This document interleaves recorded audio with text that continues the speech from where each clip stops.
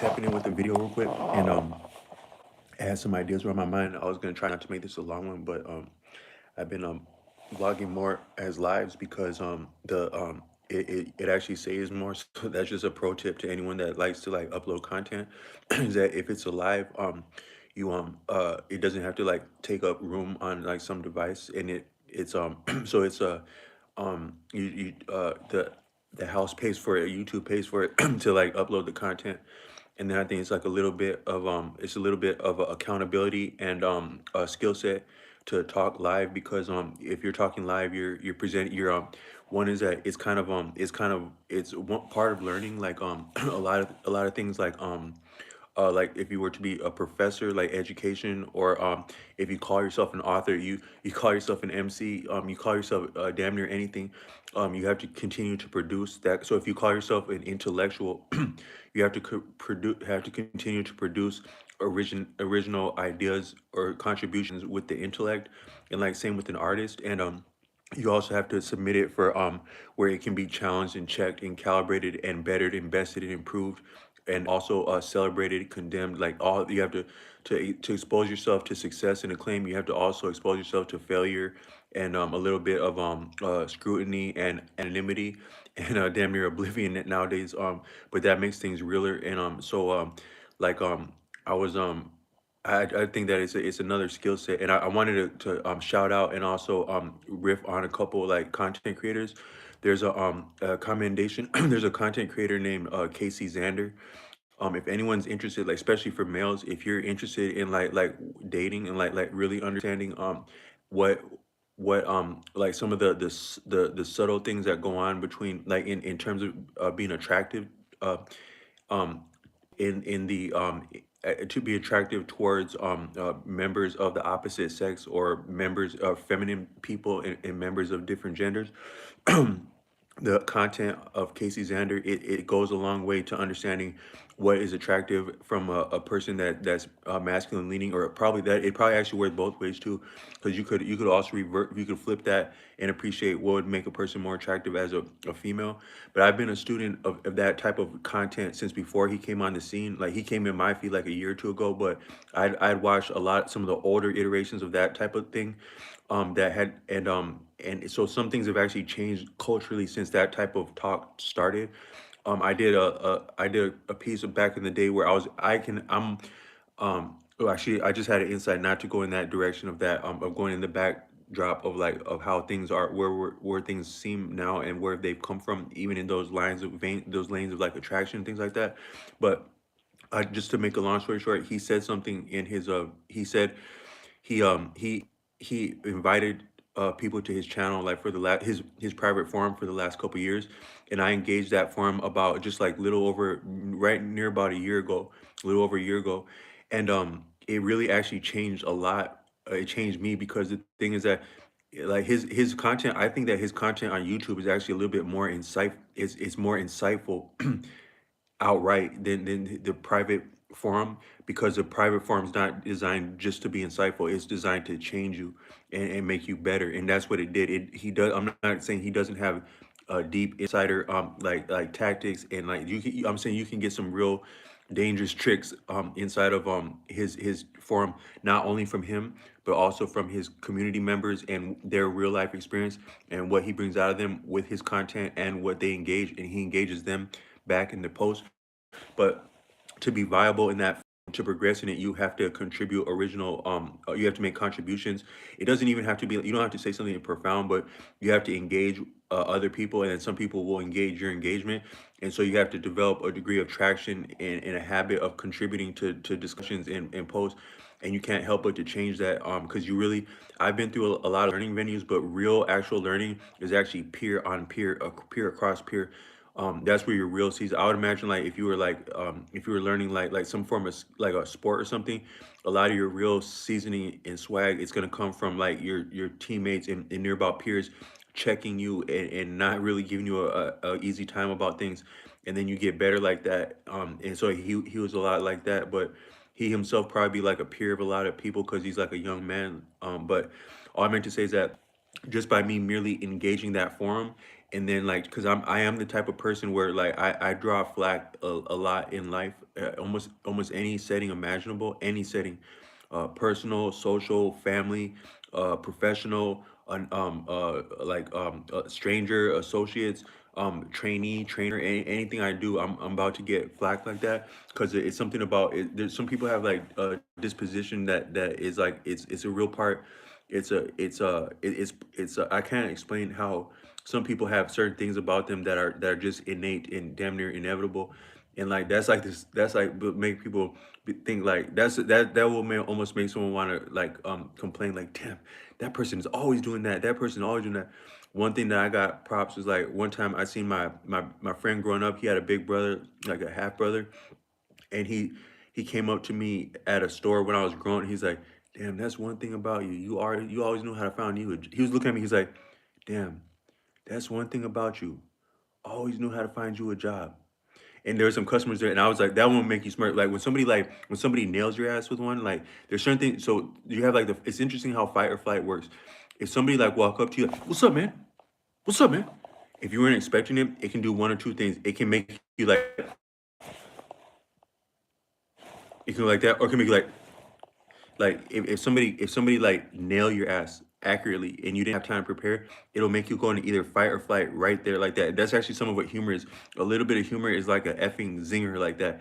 And then it's like so you could almost say that a little bit like what would make you laugh at another person's joke or not is if you think you could kick their ass, or if they're cool, if you think they could kick your ass, or they're cooler than you socially, they actually just give you a little bit of an affront. A joke is actually a little bit of an affront. But if you're believable, if you're savvy, if you seem like you have enough pull, whether like physically or socially or intellectually, to put up like resistance, then they're laughing. Oh man, that's that shit, man. That shit hilarious, man. Please don't kick my ass. That's what you're thinking deep down. But if they really look like enough, like man, I think I can get the jump on that, yeah, man. But that one right there, man, because everybody would look for the weakest link. Everybody want them an easy match, right? Or a hard match. Nobody want an even match. But it's like if somebody like you can tell a hilarious joke and somebody like, no, I think I could kick that dude's ass. Who's this dude talking to me like that? But if you look more like convincing, then it'd be funny like that. But if somebody says an accurate comment about you, that they just nail you to a T. Like my very name start with the T. Somebody nailed that first letter. They didn't even know met you. Man, your name got to start with T. Are you another one of these T's out here? That'll make a person laugh if somebody didn't. If say your name was Joe, right? I just said, oh, here go another J, man. You gotta be your name gotta start with J. Are you another mother effing J, man? I'm sick of all these J's out here, man. What's up, J? They didn't even know you from nothing, but they just nailed you like that. That'll make you smile, but it's a little bit like fight or flight. But my friend's brother, he said that up to me working like, damn, you always knew how to fight. You're always in a job, like always in and out, but always having a job like that. And so it made me smirk like that while I'm at a register in front of some customers. But some people have it like that where they can all you probably have like a good and a bad side. You probably have some things that come innately to you for better and for worse. One for me is that I've been tractable or have traction, either winning jobs. And this season is a little bit different. Like I think the economy, I don't mean to be speaking over the economy because that's like rumors of that's like the kind of rumors that are not good in the big book when you're talking about like rumors and rumors of rumors. But in the past, it's been more tractable to gain employment without having like marks on my record. But now it's different. But I normally had a job like that. But then I get flack in a lot of venues just where it's not called for. I don't to me I don't think. But some other people they might have things where they always have them a girlfriend. Like I had some friends growing up, like they will always have them a girlfriend. It don't really matter what's going on or not going in their life. They're gonna damn well have a lady in their life like that. So that's probably like real blessing. It may not actually your blessings. They may not actually be like physical things, or even skills outright. Blessings are a little bit of like dynamics that are like cycles that are at play in your life, and they tend to repeat themselves, and they're prominent and salient, and they help you. I would say you probably have some overt things that everybody that's that mother effer right there that always does this or that, and they always got that going for them, right? But then you also have a dark side of that it probably don't work for you like that. And then you may have something that you can do that people ain't knowing you can do, but you know you can do it. You have a hunch you can do it. That might be like of a low key that might be like of a low key near about discreet but probably more profound blessing that's yours, and it's also part of the very same cycles that make you who you are. So a lot of mine are about productivity and like getting down with the get down because I got damn it, you ain't got nobody jacking with you. You ain't really trying to jack with nobody. What the hell else do you have to do but get after some productivity because you still like cool shit, right? Whether people are with you or not, sometimes better when not. You still like that cool shit. For me, it had been books. I like cool books and shit. I still do. But just off the rip, I just like cool stuff. Do I like my coffee? This thing is asking me, do I like my coffee black? I like my coffee near about black, but I put for me I like coffee with just a little bit of creamer. So like so you can I was telling people that you can be on if things are going normal, if you're stable, right? You have a job, um I wouldn't recommend a whole milk, like thick milk like that, whole milk, because it'll blow up your face like that real just a couple of times, and some whole milk will do that. But what's actually really kind of, I think the right sweet spot is that if your life is hard enough, which may be good for being hard, that you're not inside of a job, or you're not necessarily always close to 3 meals a day, you're still yet healthy, but maybe even more healthy for missing meals, and also exercising such that you actually need the extra calories, where whole milk would suit you. It would make sense to what you're going through, a little bit of extra calories like that, but you're also working on top of it and intermittently missing meals. You're not skipping meals, but you're content to skip a damn meal if productivity call for it, or if the situation call for it, because you at least have that's one of the most frightening things in this world, is to really not know where your next meal is coming from. I've seen some brothers, like there's different levels of destitution and being outside of or away from like shelter and resources, but I've been close to it. Like a lot of times I could remind people, someone may they have a hint. I'll show you how I look now. Someone may have a hint that I might be on hard times, but it's a lot like the lifestyle, but it's not just outright, like it's not outright hardship. But I've seen people, I live in the coldest damn state, pound for pound, statistically, I think, and it's appreciated, the winterest state. And I don't know actually how we beat Alaska with them up there, but I think it's called the coldest state. But I seen a brother that he looked kind of like a, I don't mean to like talk about the brother's lifestyle, but it looked like as crazy could get, asking for something. And I would see him a lot when I do deliveries, and he's like, "Hey man, can I get something to eat, man? I ain't ate in 5 days, man." And he meant that, man. That's near about the scariest thing I ever said, because I had given him support at different times, but you haven't ate in 5 days, and my dumbass is the difference between you eating something or not. Holy shit, man, that's really tough. That's really tough right there. That's tough, man. And he was that you sometimes you'll learn the greatest humility around people that actually have to like beg for things.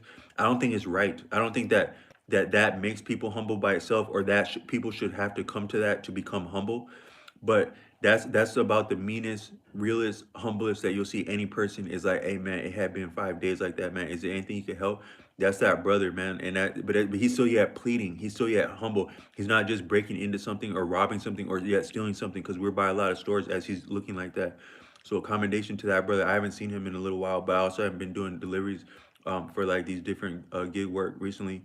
Um, but like if you are like on hardship, but you're still actually healthy, or even if you're just a hardship at all, then like whole milk is good, and but it could favor you if you get that sweet spot of like a little bit of deprivation, hard work, a little bit of nutrition, and like a little bit of the whole milk. But that's how I do me coffee like that, like just black with like a little bit of creamer or whole milk. But actually today I asked for the whole damn thing with whole milk, and people like some of these. It's interesting, like wherever you would make a purchase, right? They have that place dialed in. Like the house is dialed in, right? So like say you go to a casino, the casino is dialed in against the odds. So yes, every once in a while you're gonna have some winners, because you need to have winners to keep people coming back, and also entice other people when they hear about them winnings. That's the only reason you have anything of winning inside that.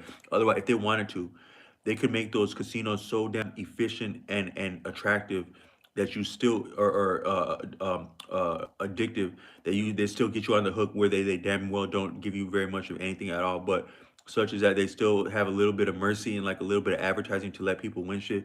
But otherwise, them odds and them tables and them corn, every angle in that place, every sound, every light is dialed in to get you for the getting. Same thing with the online. According to this person named Cal Newport, he was a peer and contemporary Mark Zuckerberg back in the time in the early right before social media. Social media was already around before it blew up. Because back in the day, you had something called Black Planet. I'm gonna just be real. I think Mark Zuckerberg, he may have just nearly merely reiterated and rehashed Black Planet, because there's this that you had face no, my bad, you had Black Planet and MySpace. They were like contemporary, like kind of like how you have like MTV and BET. So you had this one called, but the dope stuff was on Black Planet. And to my credit, I'm not really want to give myself a pat on the back, but I'll be up on Black Planet back in the day. And for my profile